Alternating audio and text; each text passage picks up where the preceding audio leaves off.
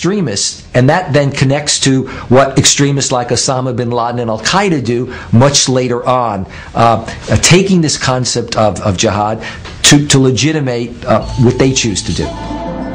Muhammad had spoken about jihad while the Muslims still lived in Mecca. But the new revelations now stressed a different side of jihad. They came at a time when Muslims in Medina were fighting for survival. For most had not been permitted by the Quraysh to leave Mecca with any valuables. When Muhammad and his followers arrived in Medina, of course they were then, in a sense, exiles from their hometown. They were, to put it bluntly, unemployed.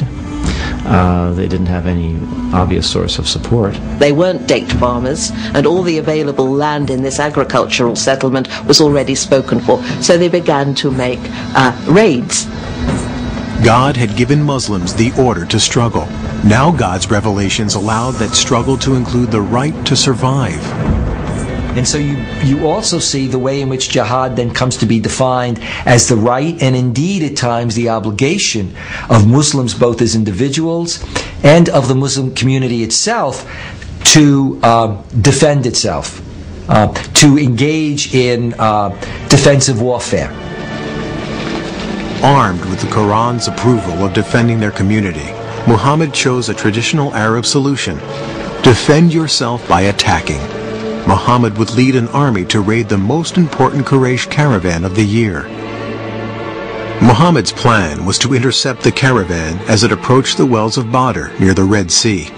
But before his forces got to the wells, word of the Muslim army reached Mecca. Quraysh leaders were outraged that Muhammad would attempt to capture their caravan. 1,000 men marched out of Mecca to meet the Muslim army. Muhammad soon knew the Quraysh would now force him to fight. The night before the battle, the Prophet had no idea if his men were willing to die in what had now become a war. But after listening to stirring speeches, his followers vowed to offer their lives for Islam. The Quraysh army outnumbered the Muslims by 3 to 1. But as the battle began, Muhammad revealed he had a great sense of tactics, and his warriors fought with ferocity. The Quraysh leaders had believed a show of force would be enough to defeat the Muslims, but by midday, it was the Meccan army that panicked and fled the field.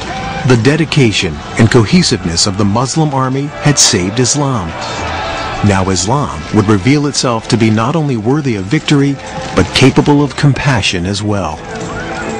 After the first victory that the Muslims achieved at the Battle of Badr, the Muslims began in the usual Arab way to kill all the survivors, and Muhammad immediately had a revelation to say, no, this must stop. There must be no killing of survivors.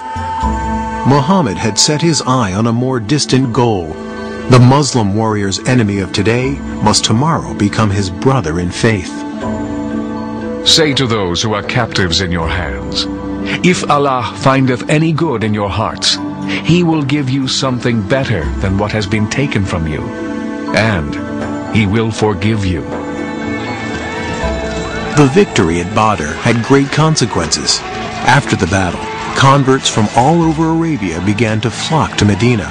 Like the Muslims, these converts saw the victory as a sign of God's salvation and protection, similar to God's parting of the Red Sea for the Israelites. The Battle of Badr has enormous significance to the Muslim community, and I think that was the first political act that was successful, which cemented the vision or the dream that Islam could establish a community. Islam could become a civilization. For 3 more years, the Quraysh army would try to destroy the Muslim community. They would win some battles, but always Muhammad and his followers struggled and survived as their numbers continued to grow. As the Meccan army struggled home after a final unsuccessful battle, their leader was at last forced to admit every man of sense now knows Muhammad has not lied. Medina and the Muslim community were at last safe from attack.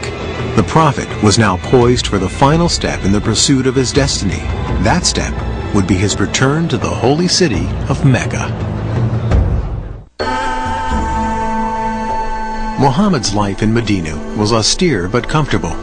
He lived in quarters attached to the mosque, usually spending each night in the room of another of his wives. Muhammad's wives were a diverse group.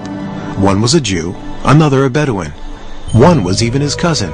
Most were chosen for various political